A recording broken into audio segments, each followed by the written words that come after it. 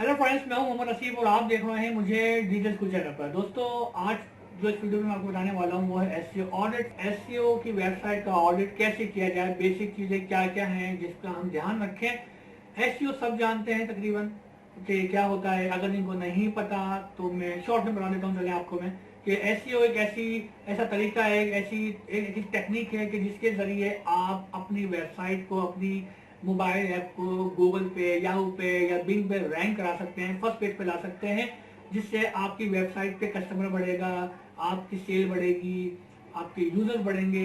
तो ये सारी चीजें जो है हम एसईओ के थ्रू कर सकते हैं।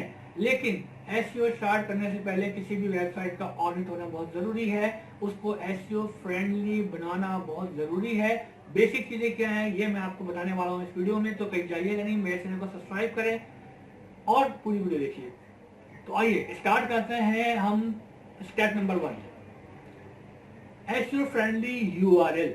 आपकी स्क्रीन पे एक यूआरएल आता है, ये यूआरएल कहलाता है डायनेमिक यूआरएल। यानी जब आप वेब पेजेस बनाते हैं, आप अबाउट अस का पेज आपने बनाया, कॉन्टेक्ट अस का पेज बनाया, ठीक है, तो वो डायनेमिक नहीं होना चाहिए। आपकी स्क्रीन पे जो ये सेंटर, ये जो यूआरएल बना हुआ आ रहा है, इसमें आप देख रहे हैं क्वेश्चन मार्क लगा हुआ है, C=1 और B=2, ये इस तरह से वेरिएबल लगे हुए हैं। ये अक्सर आप साइट्स पे देखते होंगे, और जो डेवलपर हजरात हैं वो मेरी बात समझ गए होंगे कि ये क्या यूआरएल है। ये यूआरएल, जो इस तरह के जो यूआरएल वेब पेजेस के होते हैं, ये एसईओ फ्रेंडली नहीं होते। इनको डायनेमिक, मतलब डायनेमिक यूआरएल कहलाते हैं, इनको स्टैटिक बनाना पड़ता है, एसईओ फ्रेंडली बनाना पड़ता है। ये जो आपकी स्क्रीन पे इस वक्त यूआरएल आ रहा है, इसी यूआरएल को अगर मैं जो है स्टैटिक हालत में ले आऊंगा, एसईओ फ्रेंडली बनाऊंगा, तो वो कुछ इस तरह से बनेगा। ऑनलाइन टूल आते हैं, स्क्रिप्ट आते हैं इसको करने के। अगर आप वर्डप्रेस साइट बना रहे हैं तो वहाँ तो बहुत ही ईजी है, वहाँ डिफॉल्ट में जो है एसईओ फ्रेंडली यूआरएल बने हुए होते हैं, और फिर गार्ड वगैरह में भी इसकी सेटिंग होती है। तो एसईओ फ्रेंडली के आपको मॉड्यूल्स, प्लगइन सब मिल जाएंगे। तो एसईओ फ्रेंडली क्यों जरूरी है, क्या है, ये मैंने आपको बता दिया है। तो ये तो आपका पहला स्टेप है जो आपको करना ही करना है। अब चलते हैं हम स्टेप नंबर 2। स्टेप नंबर 2 है मेटा। टाइटल पेज जो आप बनाते हैं वेब पेजेस, उनके टाइटल, डिस्क्रिप्शन वगैरह, ठीक है, ये कैसे होने चाहिए, किन किन बातों का ख्याल रखना है इनमें। तो मैं आपको ये नहीं बताऊंगा कि कीवर्ड रिसर्च कैसे होती है या कौन से कीवर्ड लगाने किस तरह, क्योंकि ये एक ऑडिट हो रही है, एक वेबसाइट पहले से बनी हुई है और आप उसको ऑडिट करने जा रहे हैं, तो किन बातों का ख्याल रखना चाहिए। अक्सर वेबसाइट में इस तरह के एरर आते हैं जब हम ऐसे ऑडिट कर रहे होते हैं किसी वेबसाइट का, कि कुछ पेजेस ऐसे होते हैं जिनकी जो टाइटल होते हैं वो शॉर्ट होते हैं। शॉर्ट टाइटल सर्च इंजन पसंद नहीं करते। कुछ पेजेस ऐसे होते हैं जिनके टाइटल लॉन्ग होते हैं, 70 कैरेक्टर से अबव, 80, 100 तक कैरेक्टर तक जो है टाइटल जा रहे होते हैं। तो ये याद रखिएगा कि आपका टाइटल जो है ना वो 65 उसकी लिमिट आप रख लें। तकरीबन इतना जो है आपका कैरेक्टर का टाइटल होना चाहिए, इससे ज़्यादा ना हो। क्योंकि होता यह है कि अगर आप ज़्यादा डिटेल में बना देंगे, टाइटल ज़्यादा लंबा बना देंगे, तो वो एक तो गूगल पे या याहू पे आता ही नहीं है, पूरा कट आता है। दूसरा ये कि वो ऐसे फ्रेंडली भी नहीं होता। अब उसमें आप कीवर्ड लगाएंगे, कीवर्ड बेस बनाएंगे, रिसर्च करेंगे, वो प्रॉपर एक एसईओ का काम है। लेकिन एसईओ ऑडिट जो है, जिसमें हम इन चीज़ों का ख्याल रखना पड़ता है। इसके अलावा एक और चीज़ कि पेज टाइटल आप बनाएं तो डुप्लीकेट पेज टाइटल उसमें नहीं होने चाहिए। अक्सर लोग ये करते हैं कि एक ही टाइटल को सारे पेजेस में डाल देते हैं। तमाम पेजेस, वेब पेजेस के जो टाइटल होते हैं वो सेम होते हैं। ये सबसे बड़ी मिस्टेक करते हैं। हर टाइटल पेज का यूनिक होना चाहिए, डुप्लीकेट नहीं होना चाहिए। या एरर आता है, वो एरर को टेक्निकल एरर नहीं होता, वो गूगल उसको एरर समझ रहा होता है पीछे, मतलब उसकी नजर में इसे अच्छी नहीं है, ठीक है। आपने यूनिक टाइटल बनाने। अब आते हैं मेटा डिस्क्रिप्शन की तरफ। मेटा डिस्क्रिप्शन आजकल ऑप्शनल है। अगर आप मेटा डिस्क्रिप्शन ना भी बनाएं तो कोई इशू नहीं है, ठीक है। आपके सामने सेंटेंस भी आ रहा है यहाँ पर मेटा डिस्क्रिप्शन का। तो मेटा डिस्क्रिप्शन इस तरह से बनानी है आपने। मेटा डिस्क्रिप्शन लॉन्ग नहीं होनी चाहिए, बहुत सारे शॉर्ट नहीं होनी चाहिए, just like a page title, ठीक है। मेटा डिस्क्रिप्शन आप ले लें 165 और 170 कैरेक्टर का आप ले लें, ठीक है। इससे ज़्यादा कोशिश करें ना लें। कीवर्ड का यूज़ इसमें करें, लेकिन कीवर्ड स्टफिंग ना करें। कीवर्ड ऐसा ना करें कि कीवर्ड स्टफिंग क्या होती है, जैसे आपकी परफ्यूम, मिसाल के तौर पे आपका पेज है परफ्यूम के हवाले से, तो आपने क्या किया, डिस्क्रिप्शन बनाई। अब आपने कहा buy perfume comma, best perfume comma, cheap perfume comma, good perfume comma, तो कॉमा लगा के कीवर्ड नहीं डालने।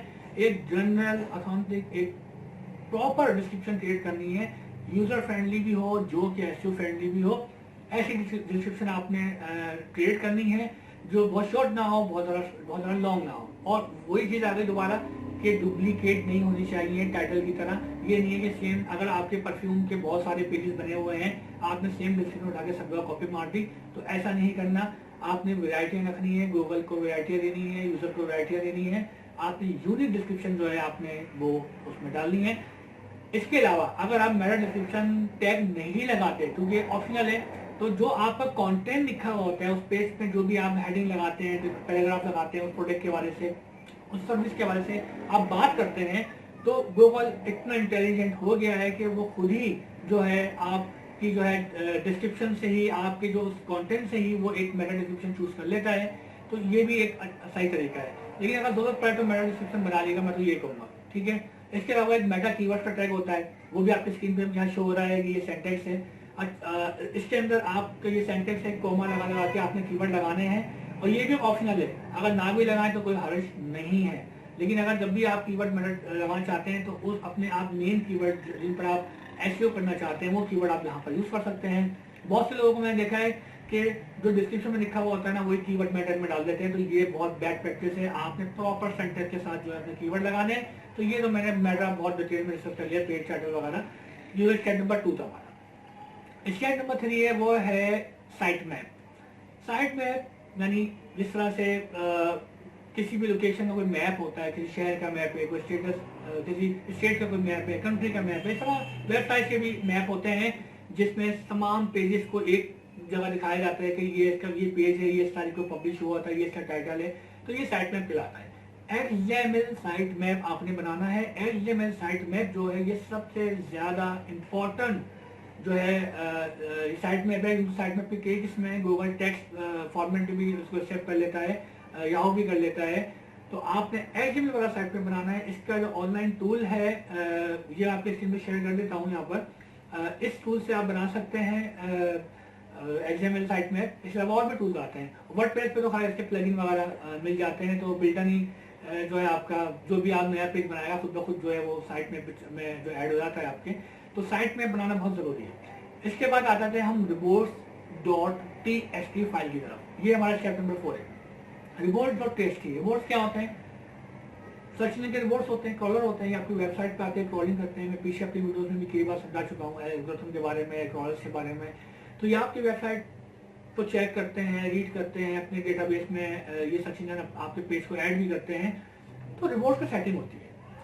अगर आप चाहते हैं कि कोई ऐसा पेज या कोई ऐसा फोल्डर है जो अननेसेसरी है, जैसे वर्डप्रेस पे अक्सर लोग क्या करते हैं, जो wp-admin का जो फोल्डर होता है वो एडमिन पर्पस के लिए होता है, उसको गूगल को दिखाना सही, मतलब कोई हर्ज नहीं है अगर आप उसको गूगल को बताएं कि मेरे पास ऐसा कोई फोल्डर है कि नहीं।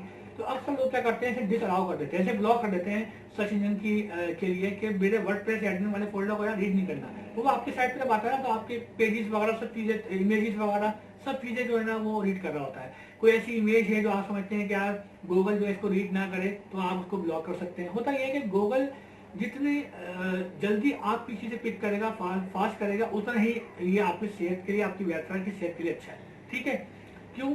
क्योंकि उसका टाइम वेस्ट नहीं कराना, उसको फालतू जगहों पे नहीं भेजना। वो एक तो गूगल कॉलर हर वक्त नहीं आता, आज आएगा, कल नहीं आएगा, परसों आएगा, या आज दिन में कभी याहू का आ गया तो गूगल का कल आ गया। तो इस तरह से कॉलर आपकी वेबसाइट को रीच करते रहते हैं। तो उनका टाइम वेस्ट नहीं करना, उनको जो बेसिक चीजें हैं, जो इंपॉर्टेंट चीजें हैं वही दिखानी है। तो अब आपके जो अननेसेसरी इमेजेस हैं या अननेसेसरी पेजेस हैं, आप चाहते हैं यार ये पेज इंपॉर्टेंट नहीं है, तो आप ऐसी चीजों को डिसअलाउ कर सकते हैं अपने रिपोर्ट टेक्स्ट में। मैं आपके सामने रख के स्क्रीन पे शो भी कर देता हूँ यहाँ पर।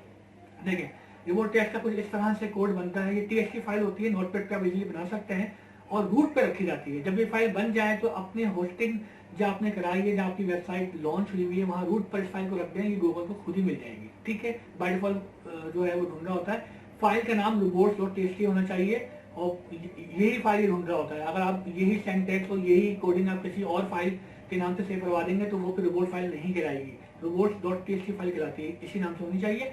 तो यहाँ सेटिंग है। इसके अलावा अक्सर लोग ये गलती करते हैं कि साइट में बना हुआ होता है लेकिन उसका पाथ डिफाइन नहीं करते। पाथ डिफाइन करना होता है report.txt में, कि जब उसको ये भी पता चल जाए कि आपका साइट में बना हुआ है, उसका ये पाथ है, ये नाम है आपका साइट मैप का, तो ये उसको वहां से मिल जाता है। तो आप साइट मैप का पाथ कैसे डिफाइन करेंगे, आपके स्क्रीन पे आ रहा है। ये report.txt में डिफाइन करना जरूरी है, बहुत से लोग नहीं करते, ये बैड प्रैक्टिस है।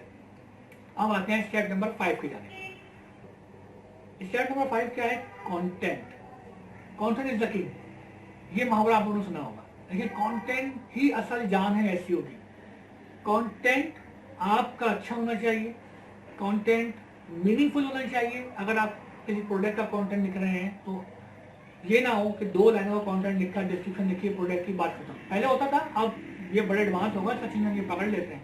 प्रॉपर कंटेंट हो, प्रोडक्ट के इंग्रेडिएंट भी डाल दिए, उसके उसके साइड इफेक्ट भी डाल दिए, उसके बारे में अच्छी डिटेल, एक आर्टिकल टाइप का, मतलब आपने कंटेंट तैयार कर लिया और प्रोडक्ट पेज पे लगा दिया, सर्विस दे रहे हैं तो सर्विस पेज पे लगा दिया। तो ये आपने करना है कि कंटेंट मीनिंगफुल हो। ऐसा कंटेंट नहीं लिखना जो सिर्फ सर्च इंजन के लिए बनाया जाए और यूजर फ्रेंडली ना हो। ऐसा कंटेंट लिखना है, ऐसा माइंड चलाना है अपना आपने। ये खासतौर पर कंटेंट राइटर से मैं बात कर रहा हूँ यहाँ पर कि कंटेंट राइटर ऐसा कंटेंट लिखें जो मीनिंगफुल हो, यूजर को भी फायदा दे, सर्च इंजन के लिए फायदेमंद हो। और कीवर्ड स्टफिंग वगैरह नहीं करनी, जैसे कि मैंने पीछे बताया है कीवर्ड स्टफिंग क्या होती है। तो कीवर्ड स्टफिंग नहीं करनी, प्रॉपर कंटेंट लिखना है। उसके बाद आते हैं स्टेप नंबर 6। स्टेप नंबर 6 क्या है? हेडिंग्स।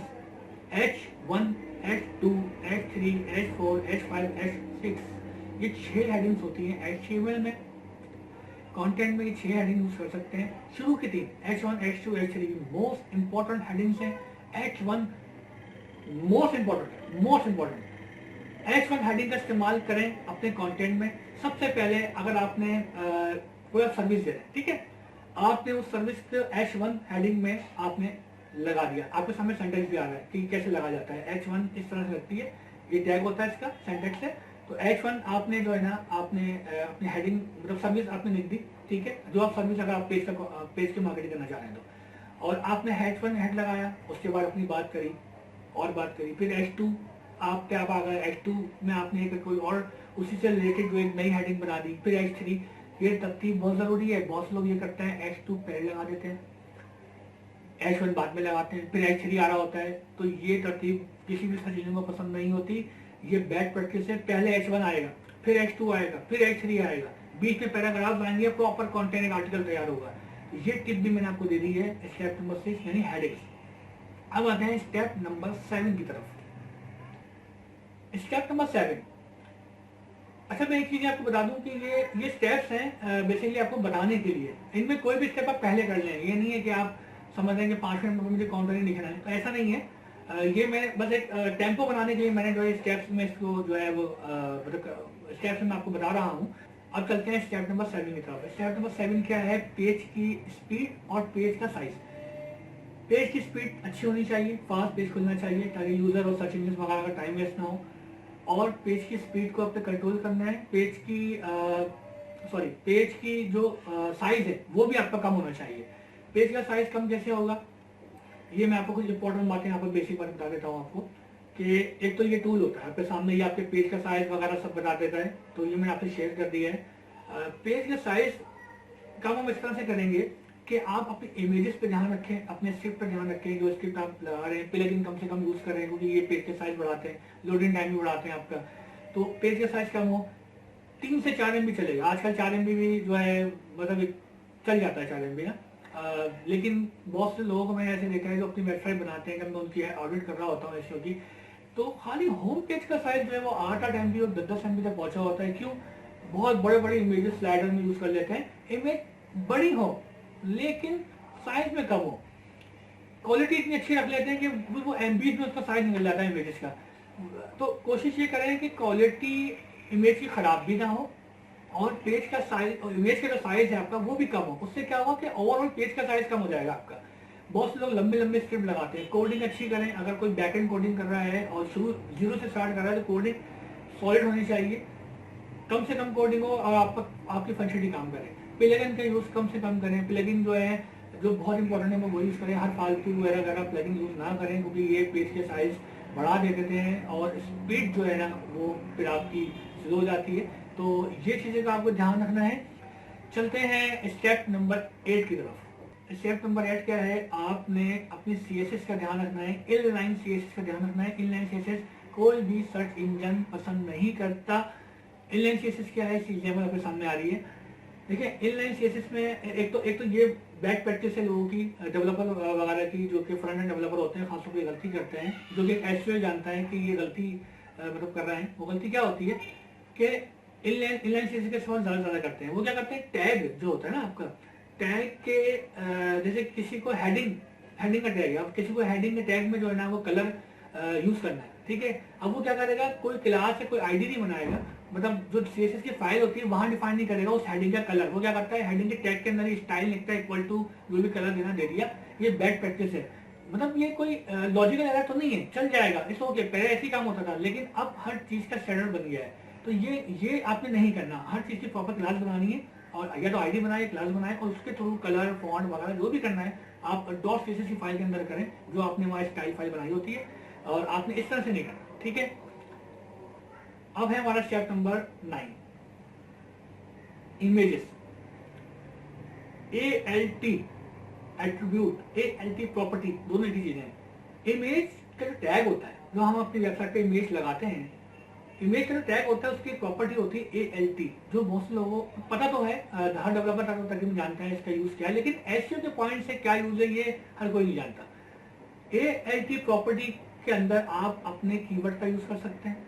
पहली चीज, ALT प्रॉपर्टी जो आपकी इमेज पे जो आपने टैग लगाया है, बल्कि मैं सेंटेक्स शो कर देता हूँ, देखिए सेंटेक्स आ रहा है, इस तरह से ये प्रॉपर्टी, ये जो एट्रीब्यूट है इमेज के लगता है, और कीवर्ड का इस्तेमाल आप इस तरह से कर सकते हैं, ठीक है। और यहाँ पर जो है ना एक चीज बहुत इंपॉर्टेंट है कि अक्सर लोग ये करते हैं कि ALT की जो प्रॉपर्टी होती है तो लगाते ही नहीं है, या फिर जो है उसे खाली रखते हैं, ब्लैंक रखते हैं। तो भाई ब्लैंक तो रखना ही नहीं है, ये बैड प्रैक्टिस है। आपने प्रॉपर ALT एट्रीब्यूट यूज करना है इमेज के टैग में, और वहां पर आप कीवर्ड लगा देंगे या कुछ भी लिख दो यार, लेकिन उसको ब्लैंक मत छोड़ो, लगाओ ALT, ठीक है। ये एक एसईओ टिप मैंने आपको बताई है स्टेप नंबर 9 में।